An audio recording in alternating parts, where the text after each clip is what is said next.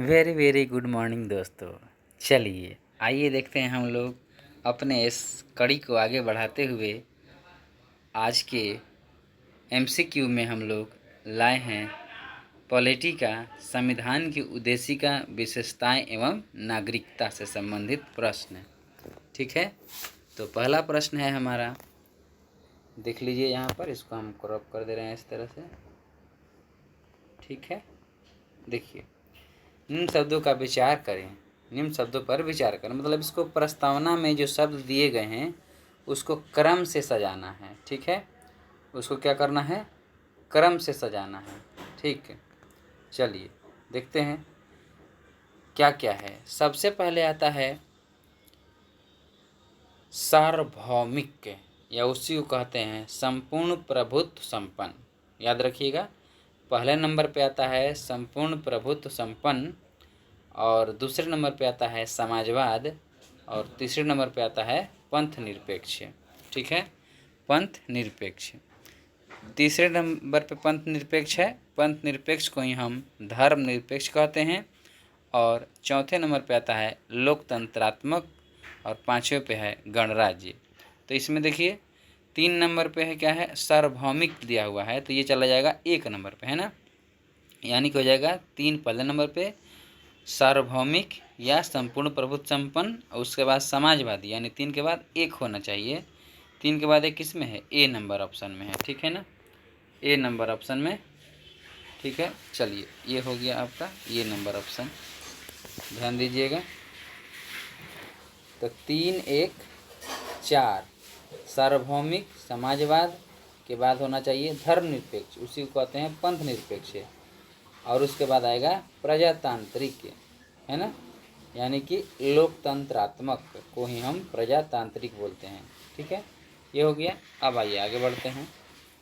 संविधान के निम्नांकित में से किस प्रावधान के अंतर्गत भारतीय संसद को नया राज्य बनाने का अधिकार है? तो ध्यान दीजिएगा, नया राज्य बनाना, नया राज्य जो है संसद 2 तरीके से बना सकती है। एक, दूसरे देशों के भूभाग जहाँ की जनता हमारे यहाँ हमारे देश में मिलना चाह रहा हो उसको, और एक है हमारे ही अंदर 2 राज्यों को मिला करके एक राज्य, या एक राज्य को अलग करके 2 राज्य बनाना।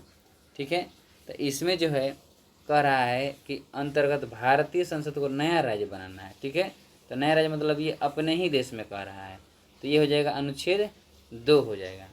ये अनुच्छेद जो है आपका 2 हो, सॉरी मान ली अनुच्छेद आपका हो जाएगा 3। ठीक है ना, अनुच्छेद 3 हो जाएगा। क्यों? क्योंकि हमको ये अपने राज्य में ही बनाना है, और अगर हमको किसी दूसरे देश का भूभाग लेकर बनाना होगा तो वो अनुच्छेद 2 में चला जाता है। ठीक है ना, इसका आंसर हो जाएगा हमारा अनुच्छेद 3।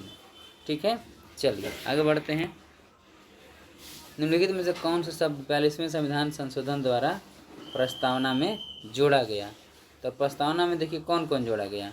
ठीक है, तो इसमें है आपका समाजवाद जोड़ा गया है ना, और प्रस्तावना में पंथ निरपेक्षता भी जोड़ी गई है ना, समाजवाद, पंथ निरपेक्ष, है ना, और अखंडता जोड़ी गई है। 3 शब्द जोड़े गए थे ना, 3 शब्द प्रस्तावना में जोड़े गए थे, और प्रस्तावना में सिर्फ और सिर्फ एक ही बार अभी तक संशोधन हुआ है, और वो 3 शब्द क्या क्या जोड़े गए थे, समाजवाद, पंथ निरपेक्ष और अखंडता जोड़ा गया है। ठीक है ना, तो इसमें अखंडता तो दिया नहीं है ऑप्शन में, समाजवाद दिया है और पंथ निरपेक्षता दिया हुआ है, तो 1 और 3 आपका आंसर हो जाएगा, यानी कि बी नंबर। ठीक है, चलिए आगे बढ़ते हैं। देखिए हो गया ख़त्म यहाँ। अब इधर आइए, भारत एक गणतंत्र है, इसका क्या अर्थ है? ठीक है ना, भारत एक गणतंत्र है, इसका क्या अर्थ है? इसका मतलब हुआ कि भारत में वंशानुगत शासन नहीं है, यह एक गणतंत्र है। ठीक है ना, यह क्या है, गणतंत्र है।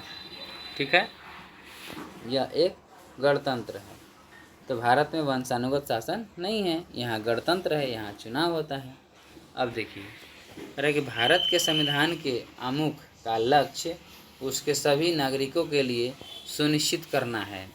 तो सभी नागरिकों के लिए क्या सुनिश्चित करना है, ध्यान दीजिएगा, इसमें है सामाजिक तथा आर्थिक न्याय, बिल्कुल ये भी होना चाहिए सबके लिए।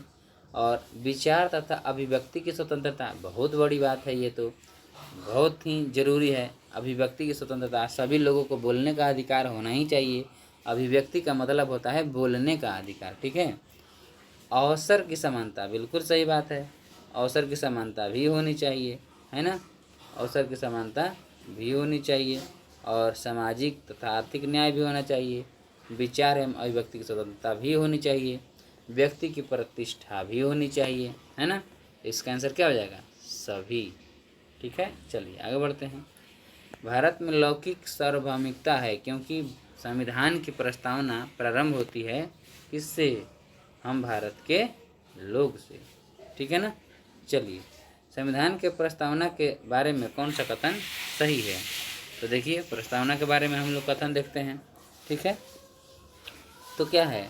समाजवादी धर्मनिरपेक्ष शब्द 1950 में लागू संविधान के अंग नहीं थे, बिल्कुल सही बात है, क्योंकि ये जो शब्द थे ये 42वां संविधान संशोधन 1976 में इंदिरा गांधी की सरकार में जोड़ा गया था। और 3 शब्द जोड़े गए थे, समाजवाद, पंथ निरपेक्ष और अखंडता। पंथ निरपेक्ष को ही हम धर्मनिरपेक्ष बोलते हैं, ठीक है। तो इसका आंसर क्या हो जाएगा? ये समाजवादी धर्मनिरपेक्ष, ये 1950 के अंग नहीं थे, ठीक है। चलिए आगे बढ़ते हैं। ये हमारा हो गया 7 क्वेश्चन। अब आइए 8वां क्वेश्चन में। 8वां क्वेश्चन है, कल्याणकारी राज्य का उद्देश्य है। कल्याणकारी राज्य का क्या उद्देश्य है? तो देखिए, अधिकतम संख्या का अधिकतम कल्याण सुनिश्चित करना।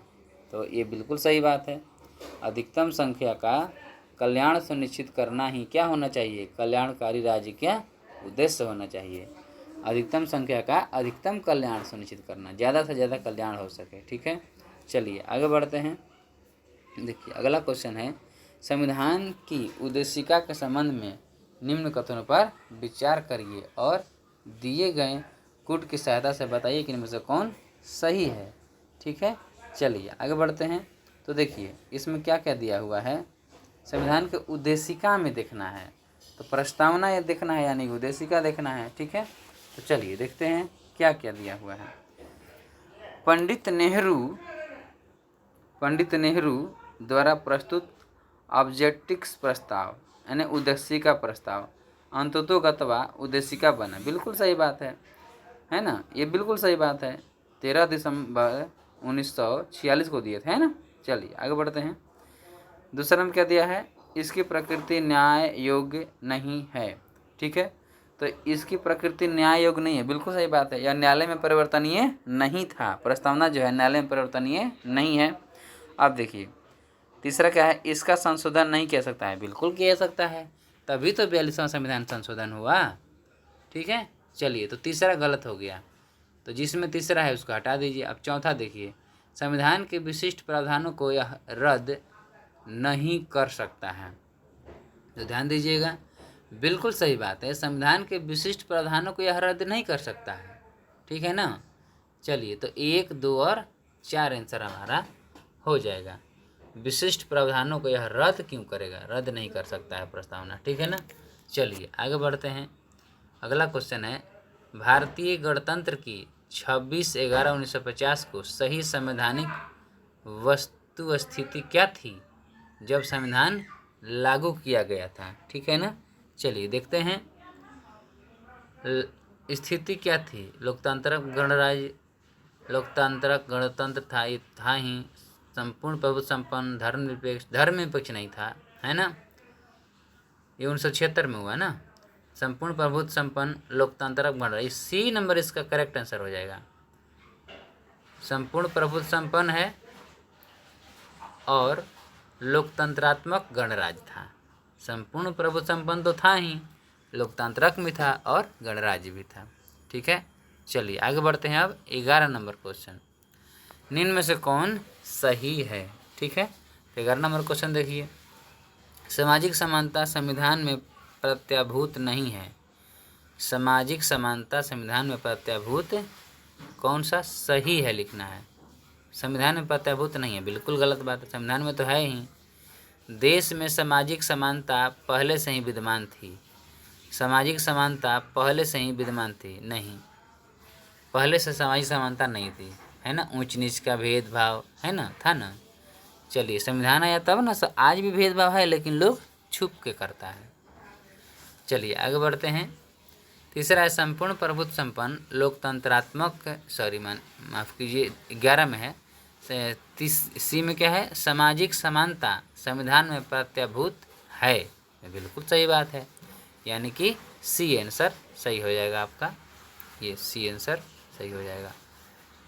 ठीक है, सामाजिक समानता संविधान में प्रत्याभूत है। चलिए 12 नंबर क्वेश्चन में आते हैं हम लोग। देखिए, अच्छा ऐसे लिया गया है, कोई बात नहीं, हम लोग ऐसे पढ़ लेंगे। चलिए इसमें 12 आ जाते हैं। हाँ, 12 क्या है इसमें देख लीजिए। भारत के संदर्भ में निम्न में से कौन धर्मनिरपेक्ष शब्द का सही भाव व्यक्त करता है? ठीक है, आ जाइए। भारत के अनेक धर्म है, बिल्कुल नहीं। धर्मानुपान व्यक्ति की इच्छा पर निर्भर है, बिल्कुल नहीं। धर्मानुपान व्यक्ति की इच्छा पर, धर्मनिरपेक्ष का मतलब क्या है? ये राज्य जो है धर्म का ना तो सपोर्ट करेगा ना ही उसमें ज़्यादा ये करेगा, मतलब तटस्थता का भाव रखता है, यानी कि भारत में राज्य का कोई धर्म नहीं है। 12 का हो जाएगा, भारत में राज्य का कोई धर्म नहीं है। डी नंबर में आ जाइए, भारत का कोई धर्म नहीं है। ठीक है, भारत में राज्य का कोई धर्म नहीं है। चलिए आगे बढ़ते हैं। निम्न शब्दों में कौन सा शब्द 1975 में भारतीय संविधान की प्रस्तावना में सम्मिलित नहीं था? 1975 में तो क्या नहीं था? अखंडता नहीं था, है ना।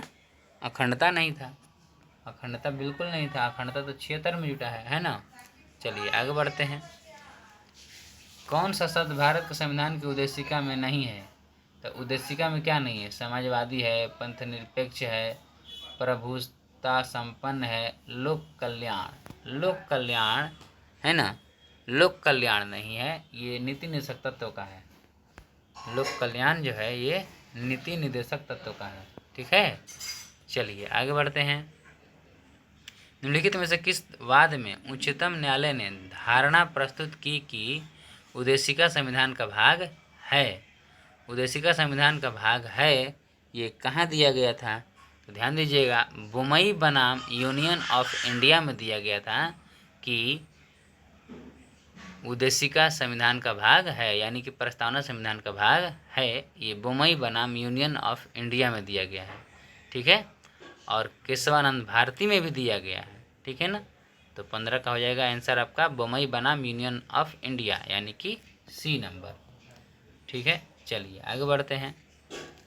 निम्नलिखित में कौन सी भारतीय संविधान की विशेषता नहीं है? तो देखिए, नहीं है तो संसदात्मक सरकार तो है, स्वतंत्र न्यायपालिका भी है, संघात्मक सरकार भी है, अध्यक्षात्मक सरकार नहीं है। ठीक है, अध्यक्षात्मक सरकार नहीं है, ये नहीं है। ठीक है, चलिए आगे बढ़ते हैं। निम्नलिखित में कौन सा राज्य का सबसे महत्वपूर्ण तत्व है? राज्य का सबसे महत्वपूर्ण तत्व क्या है? ये है संप्रभुता। बिल्कुल सही बात है, संप्रभुता होगी तभी तो राज्य का महत्वपूर्ण होगा। अपना निर्णय खुद ले, आंतरिक और बाहरी। निम्न में से कौन सुशासन की विशेषता नहीं है? सुशासन की विशेषता नहीं है। ठीक है, तो सुशासन की विशेषता नहीं है, जवाबदेही तो होगा ही, पारदर्शिता होना चाहिए, कानून का नियम होना चाहिए, लाल फीताशाही नहीं होना चाहिए, यानी कि अफसरशाही नहीं होना चाहिए। ठीक है, अफसरशाही नहीं होना चाहिए। अब देखिए आगे बढ़ते हैं। निम्नलिखित में कौन भारत को धर्मनिरपेक्ष राज्य वर्णित करता है? तो धर्मनिरपेक्ष राज्य वर्णित क्या करता है भारत को? संविधान की प्रस्तावना में ही तो धर्मनिरपेक्षता की बात की गई है ना, तो ये हो जाएगा हमारा संविधान की प्रस्तावना। ठीक है, चलिए आगे बढ़ते हैं। हम लोग 20 नंबर क्वेश्चन पे जाते हैं। ठीक है ना, 20 नंबर क्वेश्चन देखिए, ये रहा। भारतीय संविधान की प्रस्तावना में जिन आदर्शों एवं उद्देश्यों की रूपरेखा दी गई है उनकी व्याख्या कीजिए। ठीक है ना, तो ध्यान देंगे। ये है आपका भारतीय संविधान की प्रस्तावना में जिन आदर्शों एवं उद्देश्यों की रूपरेखा दी गई है उनकी व्याख्या कीजिए। तो मूल अधिकारों का अध्याय में नहीं, बिल्कुल नहीं। आदर्श एवं उद्देश्य जो है ना, ये मूल अधिकारों, राज्य की नीति निर्देशक सिद्धांतों और मौलिक कर्तव्यों के अध्याय में दिया गया है ना। ठीक है, यानी कि आपका हो जाएगा सी नंबर में हो जाएगा मूल अधिकारों, राज्यों के नीति निर्देशक सिद्धांतों या मौलिक कर्तव्यों के अध्याय में दिया गया क्या, भारतीय संविधान की प्रस्तावना में जिन आदर्शों एवं उद्देश्यों की रूपरेखा दी गई है उनका व्याख्या की गई है। मूल अधिकार में, राज्य के नीति निर्देशक सिद्धांत में एवं मौलिक कर्तव्य में 3 जगह किया गया है। भारतीय संविधान की प्रस्तावना में जिन आदर्शों एवं उद्देश्यों की रूपरेखा दी गई है, यानी कि प्रस्तावना का जिक्र और कहाँ कहाँ किया गया है, तो मूल अधिकार में भी है, DPSP में भी है और मूल कर्तव्य में भी है। ये क्वेश्चन बहुत इंपॉर्टेंट हो जाता है। ठीक है, चलिए आज हम रखते हैं 20 क्वेश्चन ही, आगे हम लोग पढ़ेंगे अगले 20 क्वेश्चन। ठीक है, तब तक के लिए अपना ख्याल रखिए। धन्यवाद।